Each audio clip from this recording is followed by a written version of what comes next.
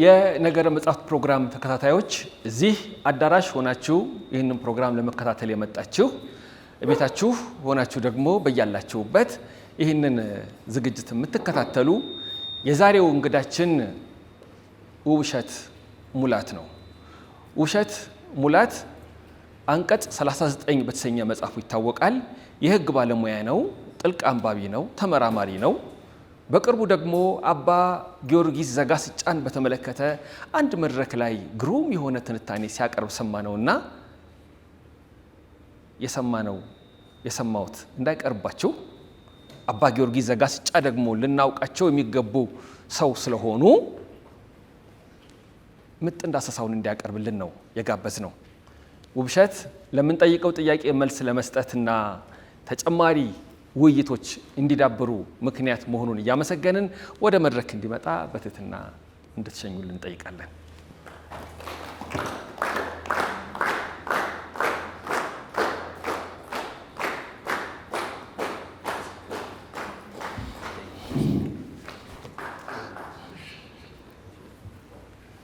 በተለያየ ሚዲያ ታውቁታላችሁ። በእርግጥ ተንታኝ ነው፣ የሕግ ባለሙያ ነው። ቀደም ሲል እንደገለጽኩት አንቀጽ 39 በተሰኘ መጽሐፉ እናውቀዋለን። አንድ ቀን እሱ መጽሐፍ ላይ ቆይታ እንደምናደርግ አስባለሁ። ዛሬ ግን አባ ጊዮርጊስ ዘጋስጫ ከተወለዱ ስንተኛ ዓመታቸው?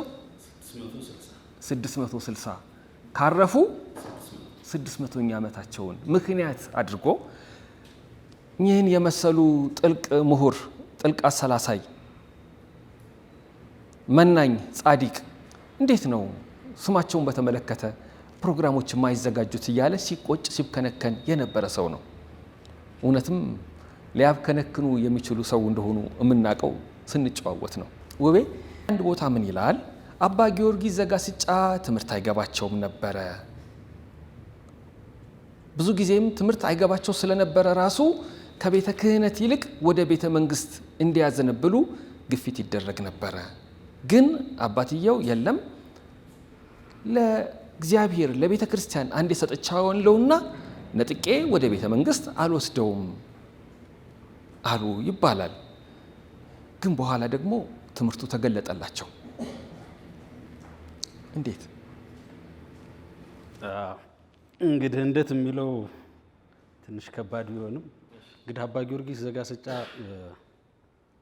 የተወለዱት 1357 ሐምሌ 7 ቀን ነው የተወለዱት።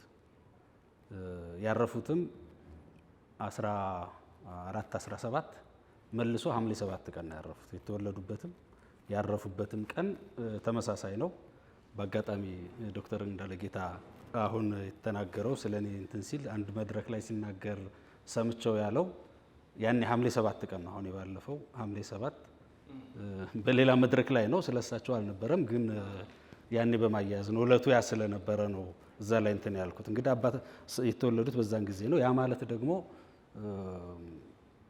ያው እንደምናውቀው ያ የመካከለኛው ዘመን የሚባለው እና የግዕዝ ስነ ጽሁፎች ደግሞ በጣም ያበቡበት ወቅት ማለት ነው። አባታቸው ሕዝበ ጽዮን ይባላል፣ እናታቸው እምነ ጽዮን ትባላለች። የእሳቸው ስም ጊዮርጊስ ነው። እንግዲህ እንደዚህ አይነት ስሞች አንድ ዝጋ እንትን መጠንቀቅ ያለብን ምናልባት የክርስትና ስማቸው ሊሆን ይችላል። ሕዝበ ጽዮን አባት ስም፣ እናታቸው እምነ ጽዮን፣ የእሳቸው ስም ጊዮርጊስ። በጨዋ ስም ሰውን መጥራት በተለይ በቤተ ክርስቲያን ታሪክ የተለመደ አይደለም። በጨዋ ስም ማለት ላይክ ባለማዊ ስም ማለት ነው። ምናልባት በመታወቂያ በቀበሌ መታወቂያ ስም እንደማ መንግስት በሚያውቀኝ ስም የህይወት ታሪካቸውን አንብባችሁ ከሆነ ስሜ አይ ቲንክ አበበ ነበረ ይላሉ እና ራጉኤል ሊማሩ ሲመጡ አይ በጨዋ ስምማ እንደዚህ ሳትቀጥል የሚባልና ካበበ ወደ ተክለ ጻድቅ ይቀየራል ማለት ነው። እና በላቲንም በምናምን በሌላ ሀገርም የተለመደ ነው። ይሄ አንድ የምናውቀው ይሄንን ዲፋይ ያደረገው ሲሴሮ የምንለው ብቻ ነው። ሲሴሮ በላቲን ሽምብራ ማለት ነው እና ይህን ስምህን ተው ሲሉት እሱ ሳሟት ወደ የመኳንንት አይነት አመጣጥ ነው የነበረው እና በጣም የተማረ ነው። አይ በዚህ ስሜ ነው የምታወቅበት ይህን ስም አልተውም ብሎ ያው ሽምብራ ሆኖ ወይም ሲሴሮ ሆኖ እስካሁን ቀጥሏል ማለት ነው እና ስማቸው እንደዛ ሊሆን ይችላል ማለት ነው። እንግዲህ የተወለዱ በዛ ጊዜ ነው። አባታቸው የቤተ መንግስትም ሰው ናቸው፣ ካህንም ናቸው። አባታቸውም ወደ ትግራይ ያስተዳድሩ ነበር የሆነ ጊዜ በአፄ ዳዊት ተሹመው፣ ከዛ ተመልሰው ደግሞ እንደ ቄስ ሐፄ ወይም ደግሞ የቤተ መንግስት ካህን ሆነውም ያገለግላሉ። የቤተ ክርስቲያን ትምህርት እና መጽሐፍትን በጣም የተማሩ ናቸው ይላል። ቦታው አሁን ወሎ የምንለው አካባቢ ከላላ ወረዳ እና ከወግድ ከሚባለው ወደ ላይ ነው የተወለዱት። በበቶና በወለቃ ወንዝ በወለቃና በበቶ ወንዝ መካከል ነው የተወለዱት። እናታቸውም የአካባቢው አገረ ገዥ ነበሩ፣ ቤተሰባቸው የእናታቸው ቤተሰብ። ስለዚህ ከቤተ መንግስቱ ጋር ቅርብ እንትን ያላቸው ነበሩ። ነገር ግን ልጅ ስላልነበራቸው ለረጅም ጊዜ እንግዲህ ልጅ ተስለው ያው በስለት በምናውቀው መንገድ ይወለዳሉ።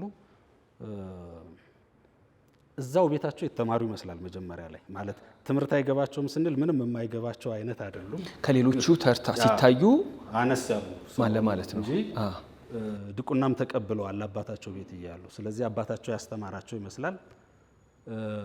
ያኔ ድቁና የተቀበሉት እንግዲህ ሊቀበሉ የሚችሉት በዘመኑ የነበሩት ጳጳስ ደግሞ ወሳኝ ናቸው። በኢትዮጵያ ታሪክ በተለይ በስነ ጽሁፍ ታሪክ ከፍተኛ ስፍራ የሚሰጣቸው ሰላማ መተርጉም የሚባሉት ናቸው። ያኔ የኢትዮጵያ ጳጳስ የነበሩት ሰላማ መተርጉም ናቸው። ከ1340 እስከ 1380 አካባቢ ድረስ ነበሩ ማለት ነው። እንግዲህ ከሳቸው ድቁና ከተቀበሉ በኋላ ሐይቅ ይሄዳሉ። እንግዲህ ሐይቅ ማለት ደግሞ አሁን በዛ ዘመን ብዙ ቦታ እንደሚገለጸው ከሐይቅ ወደዛ ጀምሮ እስከ አባይ ወንዝ ድረስ ትልቁ የቤተ ክርስቲያን ትምህርት የሚሰጥበት ትልቁ የስኮላርሽፕ ኤሪያ ነው። በጣም ትልቁ፣ በጣም በርካታ ቤተክርስቲያንና በርካታ ሰዎች ሁሉ የፈለቁበት ነው። እንግዲህ እና አቡነ ኢየሱስ እዛ ነው፣ እና አቡነ ተክለ ሃይማኖትም ሄደው የተማሩት እዛ ነው። ከዛ በኋላ ነው እና አቡነ ተክለ ሃይማኖትም ደብረ ሊባኖስ መጥተው የተስፋፉት ማለት ነው። እና በጣም የመጀመሪያው ኮሌጅ ወይም ዩኒቨርሲቲ ነው የሚባለው እንግዲህ ሐይቅ። እዛ ሄዱ፣ ከሌሎቹ አንጻር ዝቅ አሉ እና የገድሉም ጸሐፊ ከሌሎቹ አንጻር እንደዚህ ዝቅ አሉ ነው የሚለው እና በኋላ ደግሞ የምናገረው አለ። አገላለጹም በጣም ተጠንቅቆ ነው ይሄንን ሁሉ የሚገልጸው። ይሄንን ይገልጸዋል። ከዛ ቢል ብዙ አልገባውም። ሌሎቹ እያሾፉበት ምን እያሉበት ሲሄዱ ያኔ የሐይቁ አበምኔት እንግዲህ ታላቁ ደግሞ ሌላው አቃቤ ሰዓት ከሚባሉት በኢትዮጵያ በተለይ ከሐይቅ ጋር ተያይዞ የነገስታቱ አቃቤ ሰዓት ወይም እንደ ስፔሻል አድቫይዘር ሆነው ከሚያገለግሉት ሰዎች ውስጥ በጣም ትልቁ ፖፑላሩ ሰረቀ ብርሃን ነበር። እንግዲህ ወደ አባታቸውም ዘንድ ላከው ሰረቀ ብርሃን ነው። ሌላ ቄስ ሌላ ምናምን ሳይሆን፣ ሌላ አስተማሪ ሌላ መርጌታ ሳይሆን ራሱ ሰረቀ ብርሃን ነው። ስለዚህ የተላከውም ያደራ ልጅ ነው። እንግዲህ በዛ ሌቭል ነው ማለት ነው እንትን ቀረርባቸው። የነገስታቶቹ ስፔሻል አድቫይዘሮች ነበሩ የሐይቅ አቃቤ ሰዓት። ስለዚህ መልሰዋል እና ለቤተ መንግስት እዛው የቤተ መንግስት ትምህርት አስተምረው የኛው ብዙ አልሄደም እንግዲህ ዕጣ ክፍሉ ከዚህ አይመስልም ብለው ይመልሱታል። ቅድም እንዳልከው እንግዲህ አባትየው አይኔ በስለት የወለድኩት ስለሆነ እዛው ቢጠቅምም ሌላ ምንም ባይሰራም እንኳን እየፈጨም ምንም እያለ ሌሎቹን እየረዳ ያገልግል እንጂ ወደ ዓለማዊው አይመለስም ብሎ ይመልሳቸዋል ማለት ነው። እንግዲህ ከዛ ያው ዋና ስራው ሌሎቹን መርዳት አይነት ይሆናል። እየፈጨ ምናምን እያለ አሁን ይፈጩባቸው የነበሩት ወፍጮዎች አሉ እዛ ባይዙ እና አቡነ ተክለ ሃይማኖትም እንደዚሁ ያገለግሉባቸው የነበሩት አይቃሉ። በአጋጣሚ ሂደህም ከሆነ አይተው ከሆነ አላውቅም፣ እኔ አይቻቸዋለሁ። እዛ ያንን እያገለገሉ ኖሩ። ከዛ እንግዲህ መጸለይ ጀመሩ። አሁን እዚህ ጋር ነው እንግዲህ ያው በጸሎትና በተለያየ መንገድ እንደ ድርሳነ ኡራኤል በኡራኤል አማካይነት እንደ ገድላቸው በድንግል ማርያም አማካይነት ከልመናቸው ብዛት ተገለጠላቸው፣ እውቀታቸውም ሁሉ በራላቸው። እዛ ላይ ግን አንድ ደግሞ ልመናቸው በጣም እንትን የሚለው እውቀትን ስጠኝ፣ ማስተዋልን ስጠኝ ለፈጣሪ የሚለምኑት መጽሐፍትን እንዳውቅ አድርገኝ፣ በቃ እንደዚህ እውቀትንና እንትንን ነው ስጠኝ የሚሉት። ይሄ የፈላስፋው ዘርዓ ያዕቆብም ጸሎት ተመሳሳይ ነበር። እንደውም ዘርዓ ያዕቆብ ደግሞ ገፋ ያደርግና ለምን ትሳሳ፣ ለምን ትቆጥበዋል፣ ለምን የራስህ አድርገህ ብቻ ዝም ትላለህ፣ ለምን አታካፍለኝም ይላል እግዚአብሔር ነው ማለት ነው። የእሳቸውም እንደዛ ነው። በኋላ ነው የተገለጠላቸው በፍጥነት ብዙ ሰዎችን ሁሉ በልጠው ሊቅ ይሆናሉ። ከዛ በኋላ መጽሐፍ ሲማሩ ይላል ገድል ጸሐፊው ቀድሞ እንደሚያውቅ እና እንደሚያነብ ሆኑ ይላል። ማለት ዝም ብሎ እንደሚያነብ ሆኑ ይላል። እዚህ ጋር ደግሞ አንድ እንግዲህ የገድሉ ጸሐፊ ተማሪያቸው ነበር። ራሱ ሊቅ ነው፣ ወልደ አብ ይባላል። ግን የብዙ ሰዎች ድምር ውጤት ነው። ትንሽ ደግሞ ይጠይቃልም። አይ እኔ ግን እንደዚህ አልመሰለኝም ይላል። በተለይ እመቤታችን ገለጠችልኝ የሚለውን እኔ ግን እንደዚህ አልመሰለኝም የሚልና ራሱ ኩዌስችን ያደርግና የራሱን ሃይፖቴሲስ ደግሞ እዛ ያስቀምጣል። እኔ ዳዊትን ይመስለኛል እንደዚህ ያለችው። ሁለተኛም ጊዜ ይደግመዋል። ግን ደግሞ በጣም የሚወዳቸው በጣም የሚያከብራቸው ምናምን ናቸው። ኤንዌይ በዚህ መንገድ ተገለጠላቸው፣ በዚህ መንገድ አዋቂ ሆኑ። እንዲህ አይነት ነገር በነገራችን ላይ በብዙ ቦታ አለ። ለምሳሌ መጽሐፍ ቅዱስ ላይ ጳውሎስ አሁን ከየትም ተማረ አይባልም። ሌላ ትምህርት አለው፣ የሕግ ትምህርት አለው፣ የፍልስፍና አለው። ግን አንድ ጊዜ ተገለጸለት፣ እንደውም ወደ እንትን ሲሄድ ወደቀ፣ ራሱን ሳተ፣ ከዛ በኋላ አዋቂ ሆነ። እሳቸውም እንደዛ አይነት አጋጥሟቸዋል። ራሳቸውም ማወቅ አልቻሉም፣ ላበላብ ሆኑ፣ ማንንም ሰው ማያውቁም ይላል። የሆነች ሞመንት ይሄ ላይክ እነ ቡድሃም ብትለው ሀሳቡ እንደዛው ነው። መንቃት አዌክን መሆን ነው። የነቢዩ መሐመድም ከገሌ ተማሩት አይባልም። ፈጣሪ ላይክ የገለጸላቸው ኢቨን ሴንት ኦገስቲን ብንወስድ ሌላ ትምህርት ሪቶሪክ ሁሉ ተምሯል። ይሄኛውን ትምህርት ግን ሴንት አምብሮስ ጋር እያለ ከጓሮ ቁጭ ብሎ ተገለጠልኝ ነው የሚለው። ከዛ በኋላ ያው የምናውቀውን ሴንት ኦገስቲንን ሆነ ማለት ነው። እና እንዲህ አይነት ሆኑና እንግዲህ ሁሉንም ከዛ በኋላ ማህሌታዊ ሆኑ። ማህሌታዊ እንግዲህ አርቲስት ልትለው ትችላለህ፣ ግን በጣም ሰፊ የሆነ እንትን ነው። የመጽሐፍ ኮሜንታተር ሆኑ። በጣም ብዙ ቋንቋ ነው የሚችሉት፣ ብዙ ነገር ሁሉ አወቁ ማለት ነው። እና በዚህ መንገድ እንግዲህ ሁሉንም በለጡ። በኋላ መጥተው የተለያዩ ስራዎችን ሁሉ መስራት ይጀምራሉ ማለት ነው። አሁን መሰረታችንን ስለማናቅ ከባዶ የጀመረ ስለምናስመስለው ዘመናዊ ትምህርት ከመከፈቱ በፊት የነበረውን እንዳልነበረ ስለምንቆጥረው በፊት የነበሩ እውቀቶች መመርመር መፈተሽ እንደሚያስፈልግ ስለምናምን ነው አባ ጊዮርጊስ ዘጋስጫን ርዕሰ ጉዳይ አድርገን መምጣታችን። አፄ ኃይለ ሥላሴ ፍላጎት እንደነበራቸው ያስታውቃል። ዩኒቨርሲቲም ሲከፈት ነባሩ እውቀት እንዳይዘነጋ ከአዲሱም እውቀት እንዳንራራቅ አይነት ነው። ይሄ እኛ ግን ምንም እንዳልነበረን እንቆጥረዋለን። ልክ አሁን የተወሩ አይነት ወሬዎች መወራት አለባቸው። ምን ተፈጸመ? ምን ተደረገ?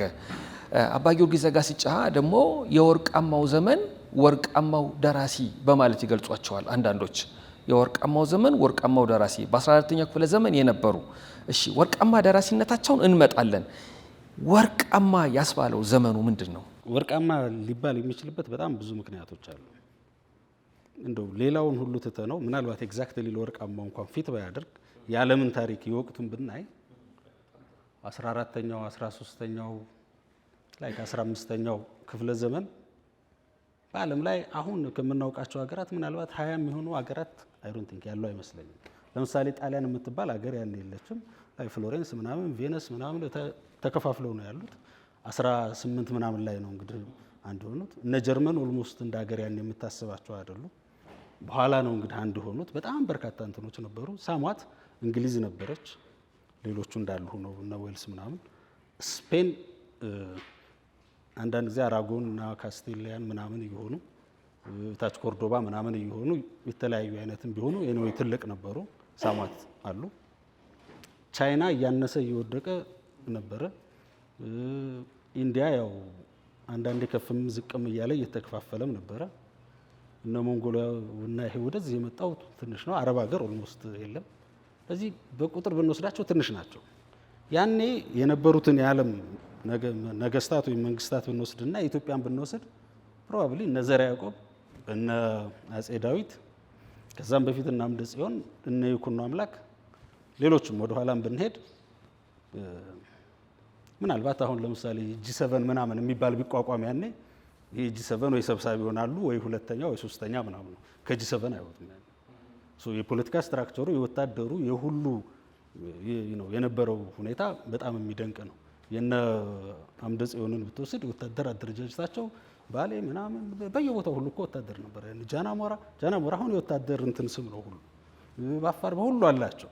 ኦኬ ያ ማለት እንግዲህ እንደዚህ አይነት ኢንስቲትዩሽን የሚፈጥርልህ ሌላ ባህል ወይም ሌላ ከልቸር ያስፈልጋል ማለት ነው። ያ እንግዲህ አንደኛው ምንድነው ትምህርት ነው ማለት ነው። ትምህርት በአውሮፓ የሚያነ የነበረው ያ የስኮላስቲሲዝም ዘመን ነው ማለት ሃይማኖት መር ነው። ትምህርት የሚሰጠው በቤተ ክርስቲያንና በየገዳማቱ ነው። ዩኒቨርሲቲ የሆኑትም በየገዳማቱና በየቤተ ክርስቲያኑ የነበሩ ናቸው።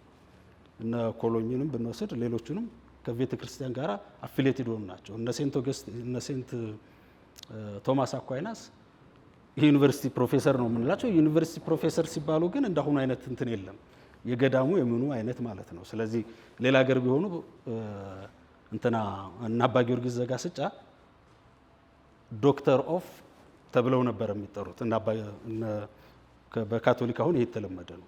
ስራቸው የሚጠኑላቸው ሰዎች ወይም ለመጠናት ብቁ የሆኑ ስራ ያላቸው ሰዎች ዶክተር ኦፍ ዘ ቸርች ነው የሚባሉት። ሶ እንደዛ አይነት ሰዎች ነበሩ እና በዛን ወቅት እንግዲህ ኢትዮጵያ ውስጥ የነበረው የስነ ጽሁፍ አጠቃላይ ሁኔታ ከነዛ ጋራ ኦልሞስት የሚቀራረብ ነው። እንግዲህ ያ ከስኮላስቲሲዝም በኋላ ነው ሂውማኒዝም እና ሬኔሳንስ ወደዛ የመጣው መልሰው ሰው መር ያደረጉት ማለት ሃይማኖት መር መሆኑን ትተው ወደ ሰው መር አደረጉት እና ሴኩላር አደረጉት። ወደ ግሪክ ተመለሱ ማለት ነው። ያኔ የግሪኩ ሴኩላር ስለነበረ ግሪክ አይነት መር አደረጉት ማለት ነው። እነ ፔትራርክ ምናምን አሁን ጣሊያን ወይም ፍሎሬንስ አካባቢ የነበሩት ወደዛ አይነት ሄዱ። የነ ዳንቴን ብንወስድ አሁን እንግዲህ ቴሙ ወይም ጭብጡ በሙሉ ሃይማኖታዊ ነው። እንግዲህ ኢንፌርኖ፣ ፐርጋቶሪዮ፣ ፓራዲዞ ብንል ሲኦል፣ መካነ ንስሐ፣ ገነት እያልን ነው። የነ ዳንቴ ስራ ሃርቫርድ ምናምን የል ምናምን ይሰጣል ራሱን ችሎ እንደ ኮርስ። አሁን የል እንትን ብትገባ የዳንቴ አሊጌሪ 24 ምናምን ሰዓት የሚሆን በዩቲዩብ ሁሉ የየል ዩኒቨርሲቲ ላይ ሁሉ አላቸው። ስለዚህ በዛ ሌቭል ሊጠኑ የሚችሉ እኛም የስነ ጽሁፍ ስራዎች ነበሩን ያኔ። ስለዚህ ልክ እነ አባ ጊዮርጊስ እንትን ከማለታቸው በፊት ቅድም ያነሳሁት አንደኛው ሰላማ መተርጉም ነበሩ። ሰላማ መተርጉም ግብፃዊ ናቸው። ኢትዮጵያ ውስጥ ሲመጡ ደግሞ ግዕዝ ችለዋል። ከብዙ ከግብፅ ቋንቋ ወይም ከኮፕቲክ ወይም ከዛ ቋንቋና ከአረብኛ በጣም በርካታ መጽሐፍቶች ተተርጉመዋል። በተለይ አጼ ዳዊት ደግሞ አጼ ዳዊት ራሱ ብዙ ባይጽፍም የጻፈው ነገር ስለመኖሩ ባይታወቅም በርካታ መጽሐፍቶችን አስተርጉሟል። ለምሳሌ አንደኛው ፓሽን ኦፍ ክራይስት ወይም ግብረ ሕማማት የሚባለው ትልቁ መጽሐፍ ያኔ ነው የተተረጎመው። ዘ ቡክ ኦፍ ሴንትስ ወይም ስንክሳር የሚባለውም ያኔ ነው። ዘ ቡክ ኦፍ ይሄ ስንክሳር መጽሐፍ የሌሎቹንም አካቷል፣ የኢትዮጵያውያኖቹንም ደግሞ አካቷል፣ ጨምሯል። የሌላውን ብቻ አይደለም። ወደዚህ እንትን ሲያደርጉ የኛውንም እንግዲህ ትልቅ ሪሰርች አይነት ተደርጎ እነማናቸው እንትን ስራቸው እዚህ ውስጥ መካተት ያለባቸው ተብሎ ቀን ተቆርጦላቸው ሁሉ ተካቷል። በዚህ መንገድ በርካታ መጽሐፍት ያኔ ተተርጉመዋል። ኦልሞስት ስፖንሰር አድርጓል ማለት ነው አጼ ዳዊት። ታምረ ማርያምን ሌሎችንም ሁሉ ስናይ በጣም በርካታ መጽሐፍት ተተርጉመዋል።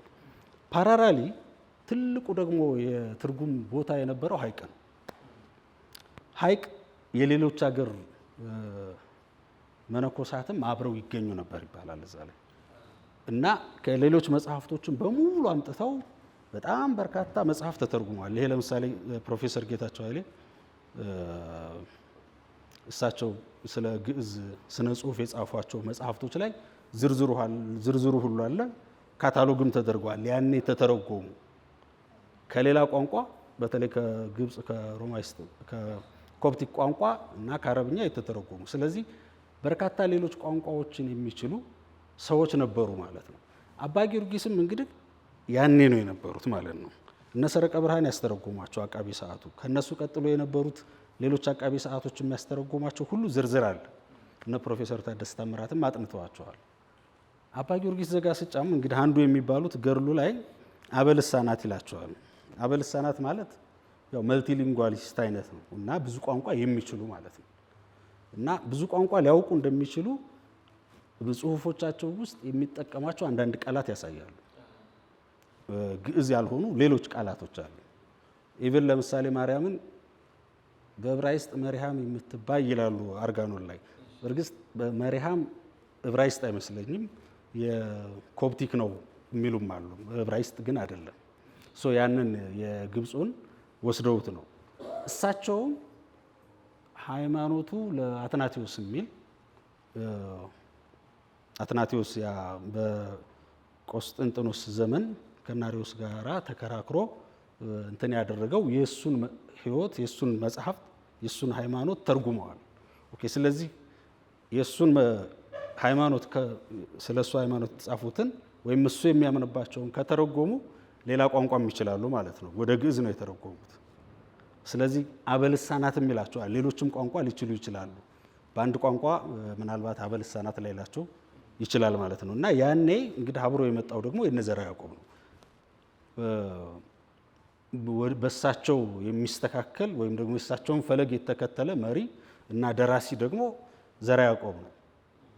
የዘርዓ ያዕቆብን ደግሞ አስተምረውታል። እንግዲህ የአባታቸውን ተክተው የነገስታቶቹ ልጆች በሙሉ እና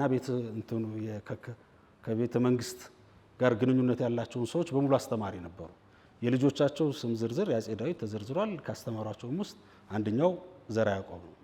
እንግዲህ ዘርዓ ያዕቆብ ደግሞ የጻፈው ደግሞ ያው የምናውቀው ነው፣ በጣም ብዙ ነው። ስለዚህ አንዱ ወርቃማው ዘመን የሚያስብለው ካስተዳደሩና ሌላውን ብንተወው እንኳን የስነ ጽሁፍ ዘመኑ በስነ ጽሁፍ ላይ የተደረገው ነገር በደንብ ወርቃማ ዘመን የሚያስብል ነው። የስነ ጽሁፍ ኳሊቲውም ደግሞ ፕሮባብሊ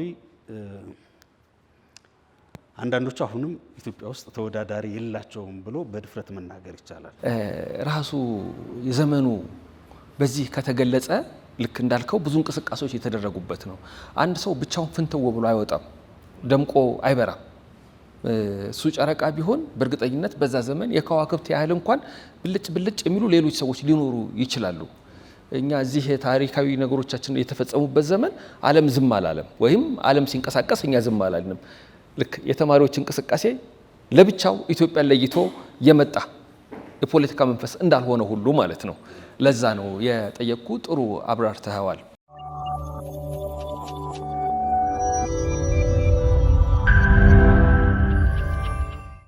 አንዳንድ ጸሐፊዎች ምን ይላሉ? ከቅዱስ ያሬድ ቀጥሎ ኢትዮጵያ ያገኘቻቸው ትልቁ የዜማ ሊቅ፣ የቅኔ አዋቂ፣ መሐንዲስ ይሏቸዋል። ገድላቸውም የሚያበራ የክብር ኮከብ፣ የኢትዮጵያ ብሩህ ፀሐይ፣ ስሙ የሚጣፍጥ ምግባሩ የቀና በማለት ይገልጻቸዋል እሳቸውን። አባ ጊዮርጊስ ዘጋስጫ አሁን ጀምረኸው ነበር። እንደ ደራሲ የድርሰቶቻቸው ይዘት እንዴት ታየዋለህ? እንግዲህ አባ ጊዮርጊስ ዘጋስጫ ያው እንደዛ ሆነው ያው ተማሩ ወይም ደግሞ ሊቅ ሆኑ። አፄ ዳዊት ልጅን ልዳርልህ ይላቸውና በጣም ያስቸግራቸው ነበር። እንግዲህ አፄ ዳዊት የምናውቀውና የተጻፈው አንድ ሴት ልጅ ነው ያለቻቸው፣ እሌኒ ነው የምትባለው። የዘርዓ ያዕቆብ እህት ናት። ዘርዓ ያዕቆብ በኋላ ደግሞ ሌላዋን ሚስቱን እሌኒ ነው ያለው። የሚመስለው እሌኒን ሊያጋቡት ይመስላል አፄ ዳዊት። በጣም በተደጋጋሚ ይጠይቁታል፣ እምቢ ይላል። አሁንም በጣም ፕረስ ሲያደርጉ ንጉሱ ፕረስ ሲያደርጓቸው የገድሉ ጸሐፊ ምን ይላል? የምንኩስና ልብስ ራሱ ለበሰ ያሉ መነኩሴ መሰለ እና ይሄ የምንኩስና ልብስ አልመነኮሰም ይላሉ። እና የመነኮሰ ለማስመሰል የምንኩስና ልብስ ለበሰና እንደ ረድነት ሆኖ እንትን አላሉ። የምንኩስና መለማመድ ጀመረ ማለት ነው። ከዛ ተውት ይላሉ እንግዲህ እዛ ላይ ማለት ነው። ስለዚህ በአስተማሪነቱና በሌላው ነገር ቀጠለ። ያው አምርሯል ማለት ነው ተብሎ ይተዋል ማለት ነው። እና በኋላ ነው የሚመነኩሱት ማለት ነው። እና እኒህ ሰው እንግዲህ አባ ጊዮርጊስ ዘጋስጫ አንድም የቤተ ክርስቲያን ትምህርት የተማሩ ናቸው። አሁን የቤተ ክርስቲያን ትምህርት ስንል ደግሞ ሌሎች እውቀት እንዳላቸው መጽሐፍቶቻቸው ላይ በሙሉ ግልጽ ነው። ማለት የታሪክ እውቀታቸው፣ የዓለም አረዳዳቸው፣ የሚያመጧቸው ምሳሌዎች፣ መጽሐፈ ሚስጥርም ላይ ደግሞ ለክርክራቸውን ለማጠናከርና ለማስረዳት የሚከተሉት የሎጂክ ወይም ደግሞ የፊሎሶፊካል ሜተድ በጣም በርካታ እውቀት እንዳላቸው ያሳያል። ከነዛ ውስጥ እንግዲህ ቅድም ወዳልከው ስንመጣ አንደኛው የሚገልጿቸው ዳግማዊ ያሬድ ይሏቸዋል። ሌላም ይባላሉ። ኢትዮጵያዊ ቄርሎስም ይባላሉ። ኢትዮጵያዊ ዮሐንስ አፈወርቅም ይባላሉ። ተጨማሪ ናቸው። ይሄን ያሏቸው እንደውም ራሳቸው ነገስታቶቹ ጭምር ናቸው። እና ድጓ እንግዲህ አሁን ትልቁ የዜማ አሁን ያሬድ በትልቁ የሚታወቅበት ኮንቴንቱ እንዳለ ሆኖ የድጓ የጾመ ድጓ ይሄ ደግሞ አንድ ትልቅ ይዘቱ መንፈሳዊ የሆነ የስነ ጥበብ ወይም የኪነ ጥበብ ስራ ነው። ድጓ ዜማ አለው። እንግዲህ ግጥም ነው ብንል ለግጥሙ ዜማ ተደርሶለታል። ኦኬ ዜማ ብቻ ሳይሆን ደግሞ መቼ ምን እንደሚባል ማን ምን እንደሚል ሁሉ አለው። ይሄ ግን በደንብ የተሰራው የያሬድ እንዳለ ሆኖ በየቀን የተከፋፈለው እና የዜማ ምልክት የተቀመጠለት በጭረት በምናምን በእነ አባ ጊዮርጊስ ዘጋስጫና ከዛ በኋላ ነው። ገድሉም ላይ ስለ ድጓ ይናገርና ከአባ ሳሙኤል ዘጋርማ ተምረዋል ድጓን ይላል። እዛው ሐይቅ አካባቢ ከነበረ የድጓ መምህር ይመስላል። እና እንግዲህ አሁን ይሄንን ማህሌታ የሚለውን ስንወስደው በአሁኑ አገላለጽ ወይም በአሁኑ ዘመን ቋንቋ የግጥም ደራሲ ናቸው፣ የዜማ ደራሲ ናቸው፣ ድምፃዊ ናቸው፣ ኮምፖዘር ናቸው። እንደገና ደግሞ ፐርፎርም ስለሚደረግ በቤተ ክርስቲያን ውስጥ ፐርፎርም ስለሚደረግ ይሄ ዳይሬክተርም ናቸው።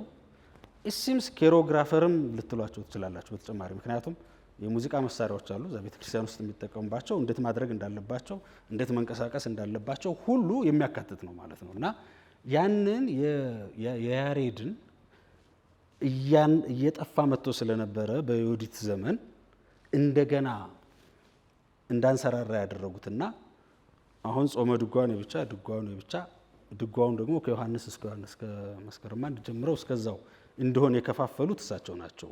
በድጓ መምህራን ይትባህልም 80ኛ አካባቢ ተደርገው ይቆጠራሉ። ከዛ በኋላ ያለው ነው አሁን ካለው ከምናውቀው ከወሎ ወደ ቤተልሔም ወይም ወደ ጋይንት ሄደው ማለት ነው። ስለዚህ አሁን እንደዚህ አይነት እንግዲህ የድሮ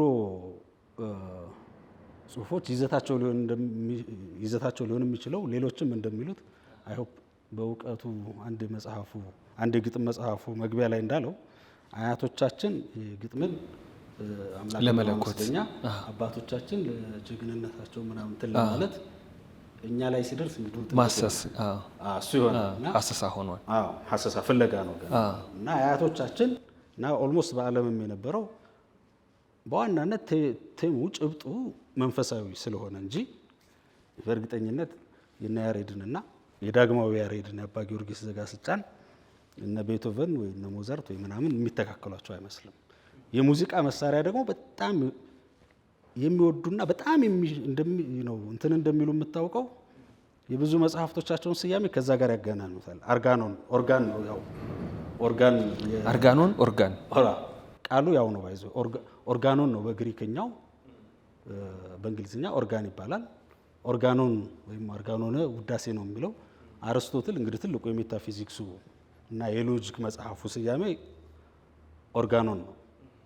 ይሄ በዲዳክቲቭ ሎጂክ እንትን የሚልበት በኋላ ፍራንሲስ ቤከን እንደገና ሲመጣ 16 ምናምን ክፍለ ዘመን ላይ ኢንዳክቲቭ ሜተድን ተጠቀመና የሎጂክን እሱ ዘ ኒው ኦርጋኖን አለ። እንግዲህ ሲምስ ደግሞ ይሄኛው መንፈሳዊ ሆኖ ይሄን አይነት የሚከተሉበትን ኦርጋኖን አሉት። ማለት እንደዚህኛው አይነት ነገር ይመስላልና ለድንግል ማርያም ያቀረቡበትን እንትን ነው። ከዛ እንዚራ ሲባሃት ምናምን መሰንቆ ምናምን የሚል ስያሜዎችን በሙሉ እንትን ያደርጋል። የገድል ጸሐፊውም እሱ ማለት ከገባ ሁሉም ሰው ይቆማል፣ ይፈራል እና ሁሉም ናቸው የሚመሰጡት ይላል። እና እንግዲህ አሁን በጣም ትልቁ ይሄ የአርት ላይ ያደረጉት ነገር ከዚህ አንጻር በደንብ መጠናትም በደንብ እንትን መደረግም ያለበት ሁሉ ይመስላል። በተለይ ይሄ ቅርጹ ሁሉ ማለት ነው። ብዙዎቹ አሁን የተላለፉልንም ያኔ እሳቸውና ከዛ በኋላ ደግሞ እየዳበሩ የመጡት ናቸው። ለዛ ነው ዳግማዊ ያሬድ ወይም ያሬድ ማህሌታይ ያው አርቲስት፣ ተጫዋች፣ ጨዋታ ማወደስ እንደማለት ነው ማለት ነው። እና ግን ከዛ በተጨማሪ ደግሞ ሌሎች እውቀቶች አሏቸው። አሁን አንደኛው ይሄ ግንብ ስራ ይችላሉ ማለት ቤተክርስቲያኑ አሁን ራሳቸው የፈለፈሉት ሁሉ አይደል እና ደግሞ ቦታው ስታየው ዙሪያው ነጭ ነው ይሄ እንትኑ እና ልክ እንደ ግሸን አይነት ነገር ሆኖ ይሄ ትንሽ ሆኖ ዙሪያው ነጭ የሆነ ገደል ነው። መግቢያው በጣም ቀጭንና በእንጨት የተረበረበች ናት። ውስጡ ያለውን የሰሩት እሳቸው ናቸው። ከላይ ውሃ ስለሌለው ለውሃ ማቆሪያ የሚሆን ጉድጓዶቹን የሰሩት ራሳቸው ናቸው። ያንን እንግዲህ ወጥተው ያንን ሁሉም የሰሩት እሳቸው ናቸው። ይሄ ብቻ ሳይሆን አንድ ደግሞ ሌላ አባ ጽጌ ድንግል የሚባል ከወለቃ በታች የነበሩ ሰው ነበሩ። እሳቸው ጋር ጓደኛ ናቸው ኋላ ላይ እና እሳቸው ጋር በየጊዜው ይገናኛሉ። ከዛ ክረምት ሲሆን ግን መገናኘት አይችሉም ወንዝ ስላለ። ከዛ ድልድይ ሰሩ፣ የወለቃ ወንዝን ድልድይ ሰሩ ራሳቸው ማለት ነው። ከዛ በነፃነት መገናኘት ጀመሩ። እንግዲህ አባ ጽጌ ድንግል ማለት ደግሞ ማህሌተ ጽጌ የሚባለው በቤተ ክርስቲያን የደረሱት ሰው ናቸው።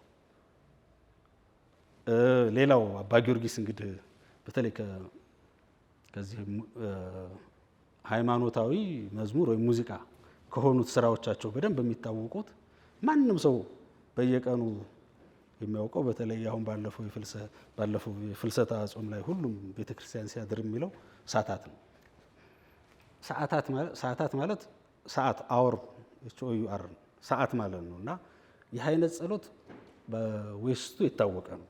ቡክ ኦፍ አወርስ ወይም ሆሮሎጊ የሚሉታል በላቲን። ለምእመናኑም ሆነ ውስጥ የሚሳተፈው ሰው በሰዓት ተከፋፍሎ የሚጸልየው ጸሎት ማለት ነው። እንግዲህ እሳቸው ከዛ በፊት ከግብፅ የተቀዳ ነበረ ኢትዮጵያ የምትጠቀምበት ይባላል። አዲስ ደረሱ ሙሉ። ከዛ እንደውም ለ24 ሰዓት ነው ያደረጉት። የቀን አለ የሌሊት አለ። አሁን እኛ የሌሊቱን ብቻ ነው እዚህ ሀገር አሁን ማለት 24 ሰዓት ስለማይጸለይ የሌሊቱን ብቻ ነው የሚጠቀሙት። ያንን እንግዲህ ቄሱ ምን እንደሚል፣ ዲያቆኑ ምን እንደሚል፣ ህዝቡ ምን እንደሚል፣ መቼ ማን እንደሚባል በሙሉ ነው እንግዲህ ያን የሰሩት ማለት ነው። አዲስ ሆሮሎጊም እንትን አደረጉ። አሁን እኛ ሀገር ያው እንግዲህ ስለ ሰዓታት ምናምን ወደ አካዳሚው ምናምን አይመጣም። አሁን ሃርቫርድ ዝም ብለህ እንትኑ ላይ ብትገባ ሆሮሎጊም ትልቅ ትንተና የሰጡበት ብዙ ሌክቸሮች አሏቸው። የሰዓታትን ጸሎትን በሚመለከት ማለት ነው ሃርቫርድ ዩኒቨርሲቲ ላይ። ያንን የደረሱት እሳቸው ናቸው። በእሳቸው ኢንፍሉዌንስ ይመስላል አባ ጽጌ ድንግል ደግሞ ማህሌተ ጽጌን ደረሱ ማለት ነው። ሌላ እንግዲህ ቤተ ክርስቲያን ውስጥ በማህሌተ ጽጌ የሚፈጥረው ድባብ የሚፈጥረው እንትን ኢኳሊቲ በደንብ ሰብላይም የሚለው ሳሟት ሰብላይም በግዕዝ ምን የሚላል መሰለህ? ያሬድ የሚለው ተፈስሑ ወተሐስዩ ቦቱ በረአድ ይላል። በመፍራትና በመንቀጥቀጥ ተደሰቱ ማለት በመፍራትና በመንቀጥቀጥ መደሰት ማለት የራስን መተናነስ የራስን እየፈራ ግን ደግሞ ደስ ይላል። ላይክ ያን አይነት የሰብላይ አይነት እንትን የሚፈጥሩ ናቸው እነዚህ እንትኖች ማለት ነው። እና እንግዲህ ከኮንቴንትም አንጻርና ከሌሎችም አንጻር ምናልባት ወደ ኋላ ላይ እናያቸዋለን። በስነ ህንጻም በሌሎችም በድርሰቱም እንግዲህ በጣም የታወቁ ናቸው። ያ ሁሉ ሮል ነበራቸው። የምናውቀው አንድ መጽሐፍ ብቻ እንደተረጎሙ ነው እንጂ ሌላው የራሳቸው ኦሪጂናል ድርሰት ነው። የተረጎሙ የሚባለው ቅድም የገለጽኩት ሃይማኖቱ ለአትናቴዎስ የሚለው ሌላው የራሳቸው ኦሪጂናል ድርሰት ነው ማለት ነው። አንዳንድ ቦታ እስከ 40 መጽሐፍ ጽፈዋል የሚል አይቻለሁ። 50 ብለው የሚጠቅሱ አሉ። ከግዕዝ ወደ አማርኛ የተተረጎሙ ብዙ ያሉ አይመስለኝም። መጽሐፈ ምስጢርን የሚለውን ሳነብ በጣም ነው የገረመኝ። የእውቀታቸው ጥልቀት ማለት ለማስረዳት እኔ እሳቸውን ጥልቀት የመረዳት አቅም ኖሮኝ ሳይሆን ግን ነገሮችን ለማስረዳት የሚሄዱበት መንገድ የሚያመሳክሯቸው ነጥቦች ይገርመኛል። አብደላ አዝራ ሀያሲው ነፍሱን ይማረውና ምን ይል ነበረ? ይሄ ነባር የኢትዮጵያ ስነ ጽሁፎች ከግዕዝ ወደ አማርኛ የተመለሱትን ልታነቡ ይገባል። ሃይማኖቱ የራሳችሁ ነው። ካመናችሁ ማመን ነው። ካላመናችሁ ሌላው ቢቀር የቋንቋ ውበት ታያላችሁ። ጥሩ ገጣሚ፣ ጥሩ ደራሲ ይወጣችኋል። የቃላት ሀብታም ትሆናላችሁ። ያገላለጽ ሀብታም ትሆናላችሁ ይለን ነበረ። እውነትም ልክ እንደነ መጽሐፈ ምስጢርና ሌሎችም በዛ ዘመን የተደረሱ ድርሳናት አግኝተን በምናነብበት ጊዜ ነገሮችን የሚገልጹባቸው መንገድ በራሱ ዜማ አለው። አንተ ደግሞ በደምብ ታውቀዋለህ። እንደው መጽሐፈ ምስጢር ላይ እንመጣለንና የእሳቸው መጽሐፍቶች ብዙዎቹ ገድላቸውም ላይ ተዘርዝረዋል፣ መጽሐፈ ምስጢርም ላይ ተዘርዝረዋል የተወሰኑት። ከዛም ውጭ ያልተዘረዘሩም አሉ እና የሚታወቁ ማለት ነው። እና በእርግጠኛ ሆኖ ይህን ያክል ናቸው ማለት አይቻልም። 40 አካባቢ ይደርሳሉ። እንግዲህ ወደፊት የተለያዩ ጥናቶች ሲደረጉ በእርግጠኝነት ቁጥራቸው ሊታወቅ ይችላል። በጣም በህዝብ ዘንድ የሚታወቁት ለምሳሌ በኢትዮጵያ ህዝብ ዘንድ በጣም የሚታወቀው ሳታት ነው። ቅድም እንዳልኩት ማለት ሁሉም ሰው ስለሚማረው የቤተ ክርስቲያን ከድቁና ምናምን ጀምሮ ያለ ሰው ስለሚማረው በተለይ ወደ ቅስና የሚሄድ ሌላው የቅኔው ምናምን እንኳን ብንተው ዴይሊ ሰርቪስ የሚሰጠው ሳታት ይማራል። ስለዚህ ትልቁ በጣም የሚታወቀው ሳታት ነው። ቀጥሎ አሁን የሚታወቀው መጽሐፈ ምስጢር ነው። ምናልባት ከመጽሐፈ ምስጢር አርጋኖን የተሻለ ይታወቃል። አርጋኖን በጸሎት መጽሐፍነቱ የፕሬየር ቡክ ስለሆነ ብዙ ሰው ያውቀዋል፣ ብዙ ሰው ቤት አለ። መጽሐፈ ምስጢር ለምእመናን አይነት አይደለም የተጻፈው። ማለት ለምእመናን ማለት ለሌይ ክርስቲያን ወይም ደግሞ ለጨዋ ክርስቲያን አይነት ሳይሆን የሚለው ለሚያምኑ ሰዎች ነው የተጻፈው ይላል። ለሌሎች አይደለም፣ ለሚያምኑ ሰዎች ግን ደግሞ በጣም ጥልቅ ስለሆነ ሌላ ባክግራውንድ ኖሌጅ ይጠይቃል በደንብ የመጽሐፈ ምስጢር ማለት ነው። ለሰርቪስም ሳይሆን የተጻፈው አፖሎጄቲክ የሆነ ነው ማለት ምላሽ ነው፣ ምከታ ላይክ ቤተክርስቲያኗን ዲፌንድ ነው ያደረጉበት በመጽሐፈ ምስጢር ማለት ነው። እና የሙግት መጽሐፍ ነው። እሱ በጣም ከባድ ነው። እሱ እንመለሳለን። ግን የሊትሬቸር ኳሊቲያቸው አሁን ቅድም እንዳልከው በጣም የሚታወቀው አሁን ቅድም እንዳሉ ለምሳሌ ሰዓታት ያምራል ከሌሎቹ እንትን እና ቅዳሴ የሚቀደስበት የብዙ ሰው ስምምነት ከሁለቱ ከቅዳሴ ሐዋርያትና ከቅዳሴ ጊዜ በስተቀር ሌሎቹ የእሳቸው ናቸው ይባላል።